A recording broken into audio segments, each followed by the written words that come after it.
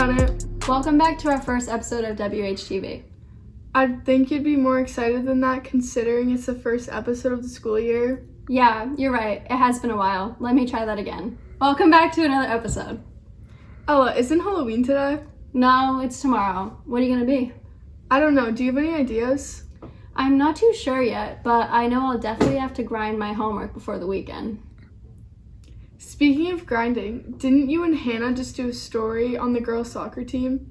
Yeah, we gotta look into what their season has looked like this year. Let's roll it. Due to COVID-19, this season has looked extremely different for the girls' varsity soccer team. Usually the season consists of around 16 games against most of the D1 teams in the state. This year's schedule is instead 12 games against the local D1 and D2 teams because of the push of a regional schedule. The whole sports program is keeping all the sports teams that are played within a 30-minute radius to not risk the spread of coronavirus. Coach O'Brien, the head varsity coach, feels that this season is the most different than any he's coached before. Many obstacles have affected the team so far.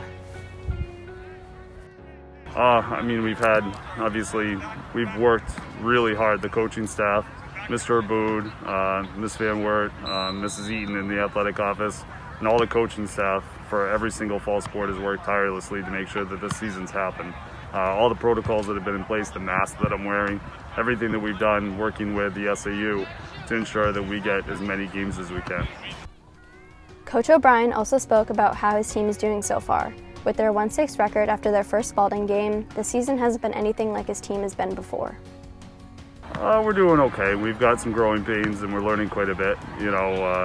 We need to score goals, obviously. That's how you win in soccer, and we've lost pretty much 3 consecutive 1-0 matches. With 10 seniors and 19 returners, the girls' soccer team has a lot of experience. Seniors Brenna Bushy, Serena Colmorgan, and Tessa Knapp all have played soccer at Winnacunnet for 4 years and are this year's captains. This soccer season has gone off to a pretty rough start, but all of our games have been really close.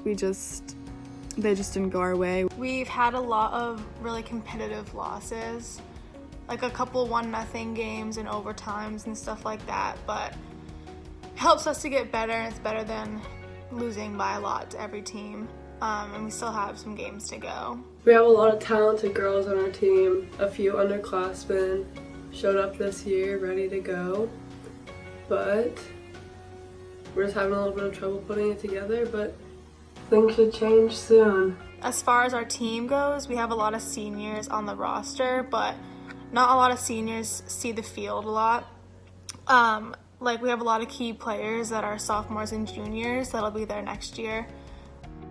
There's a lot of players that are really important to our program that will stick around for the next 1 or 2 years. We're improving every day, going to practice. We're able to have 2 games a week. But as far as COVID this year, which stinks, is we would usually have 10 games left in our season at this point, but I think we only have 4 right now. So we have less time to kind of progress and get better, but we weren't really expecting to have a season in the first place, so we're all pretty grateful for that. And then obviously masks and socially distancing is part of our game this year. It's shortened our season. It's affected playoffs. Playoffs are regional now, I think they decided. And then as you move forward, I think you play different regions. I don't know. We'll see. That's still up in the air. Though this season has been difficult to manage, the team is still working hard to finish it off strong and get better every game. From WHTV, this is Ella and Hannah. It's been a tough season so far, but the team is definitely at their peak of playing right now. Yeah, I'm super excited for our senior year together on the soccer team. For sure. It will be so fun with all the seniors on the team since we've been playing together for such a long time. What are you planning on doing once the season's over? I need to get back into my gym routine to stay in shape during the off season. Yeah, staying in shape and going to the gym is definitely important. A few junior boys started a TikTok account during the summer showing their progress and gym personal records. Yeah, Nina and I caught up with a group of boys who love working out. In fact, they created a TikTok channel they call the Protein Sluggers. No way, let's play it. Protein Sluggers is a TikTok account all about weightlifting and gaining muscle. It was put together by 4 close friends who have a strong passion for staying in shape and working out. Juniors Zach Fredericks, Matthew Elkire, Chris Capizzuto, and Tucker McCann created this account to look at their progress and promote their weightlifting journey. It consists of short videos of their personal records at the gym, as well as enjoying their time together. We made this account so we get noticed by the TikTok girls. The message I'm trying to get across is to get people to lift heavy weight. Protein Sluggers is ran by me, Kappa, Matty Ice, and Tucker. It was me and Cap, we came up with the name. Why? So we like protein and we like to slug protein. Yes, we have a strict diet. Kappa over here, Chef Kappa, usually cooks us eggs and toast every morning. Yes, sir. He's a big chef. The gym they attend is located in Amesbury, Massachusetts, which is about a 15-minute drive for them. It is a small gym called Hard Knocks, open 24/7 and is made for heavy lifting. They like this gym a lot because of the old school atmosphere and all the different equipment. I play football and wrestling. I've been playing football since kindergarten, and I'm a running back, warrior back, and then I've wrestled for a year. Going to the gym, I'd say, makes you faster, bigger, stronger, more prepared for your sports. For one protein slugger in particular, Tucker McCann started going to the gym for more of a personal reason. I left because she cheated on me and the gym was the only thing I could go to. I play football, wrestling, lacrosse. I'm a running back, safety in football, midi and lacrosse. Been playing football since kindergarten, lacrosse since 2nd grade. I've been wrestling since 6th grade. While staying active on their account, the boys have found that they need to get creative when making content, to gain new followers, and even to keep the ones they have engaged. We just come up with the videos. We get no inspiration from anybody. We are our own people, you know. The boys say that the message they are trying to spread on TikTok is to get people to either start lifting heavy weight or continue. They think this is key to developing muscle growth. So the end goal for this account is to get TikTok famous, move to LA, and then forget all our friends. So yeah. We wish the boys success as they continue their TikTok journey. This is Rylee and Ella for WHTV. It must be a lot juggling the gym and a sport at once. Oh wait, doesn't the football team have their first playoff game this weekend? Yeah, it's this Saturday. The varsity football team has their playoff game at 3 at home versus Spalding High School. The team has done really good this season with a record of 4-1. With the late start to the season, the boys have still put in a lot of work into practices and to make the season better than last year. To stream this Saturday's game, you can watch it live on Winnicunnet's YouTube channel. Along with football, volleyball has their quarterfinal at home on Thursday, and the boys soccer team has their second playoff game Wednesday at Portsmouth. Make sure to tune into the streams to support Winnicunnet athletics. Cool, I'll be sure to watch those games on the live stream this weekend. Yeah, me too. It's just getting annoying looking at screens all day. I agree. Remote learning hasn't been fun so far, but it's definitely better than what school was like in the spring. Do you have a gym class this try?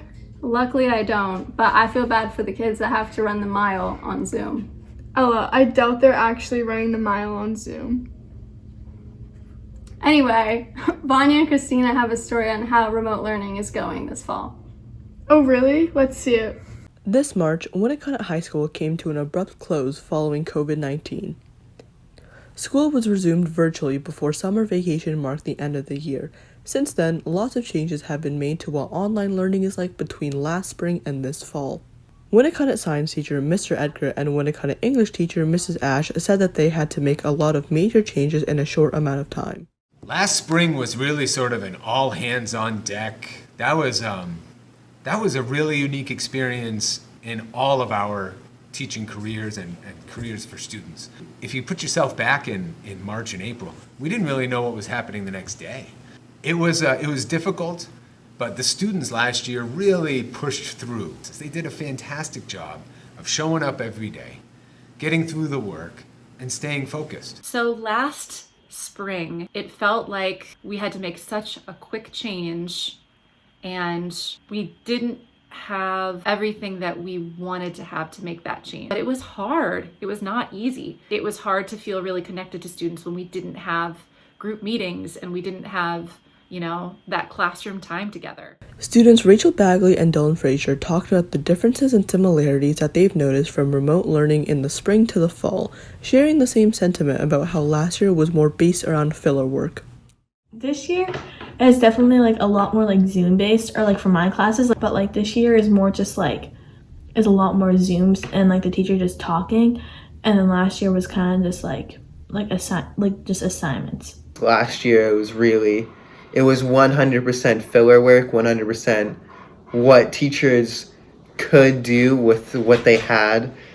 Advice from both students and teachers were to stay organized and focused. Maybe just like sometimes I just like to sit and just like do my homework, but like without my phone. And maybe I feel like my phone is just like such a huge distraction for myself. Like if it's just like right next to me, like, oh, notification, like it will just go off. General advice. Number one, my advice for students is to keep on trucking, just keep swimming. We're all in this and it's all new and difficult, and it's okay if it's not perfect. It's okay if it's hard. So I hope that students know that in a time of weird transition, we're all in it together. And I also hope that students communicate about that with me so that I can help them through it. Any advice? Just use the time that we have. We all have been giving three times as much time as we normally would have, like in a regular school environment. After your first block of the day, when you have that 50 minutes between your first and your next block, just get your homework done. There's no reason not to, unless you have other work to do. Just get your homework done.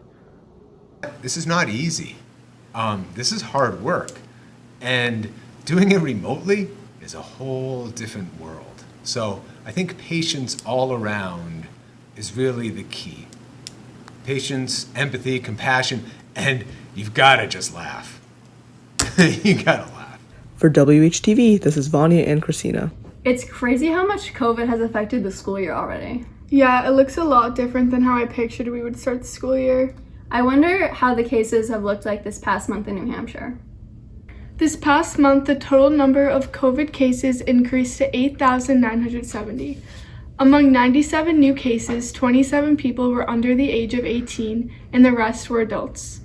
45% of these cases were female and 55% of them male. Through October, the University of New Hampshire reported 11 cases. UNH also reported testing 12,735 people from October 2nd to the 8th, and 7 positive tests came back. Students and faculty are tested twice per week, with 22,952 tests being conducted. Also this month, according to a recent story published by Seacoast Online, 2 elementary school kids were kicked off of a school bus for not keeping their masks over their noses. One mother called the bus company, who told her they had a zero-tolerance policy for safety relations regarding the pandemic. She was told by school board members that the school district could not change the bus company policy, but the issue could be discussed at the next school board meeting. As of October 13th, the 2 students will be allowed back on the bus since the school board held an emergency meeting. I'm surprised you haven't gotten COVID yet, considering all the boys you've been hanging out with. Ella, I would have gotten mono, not COVID. Oh. Okay, well, you should still be careful with who you're hanging out with. The virus is still super serious. Yeah, you're right. Well, on that note, let's end the episode. Have a safe Halloween weekend, everyone. Bye, Winnicott. Hey, Lexi. Oh, you're wet. You're wet, no? See how much COVID has affected the school year already? Yeah, it looks a lot. Every time. Don't make dog abuse. Okay, you can get that. It's been a tough season so far, but the team is definitely at their peak of playing.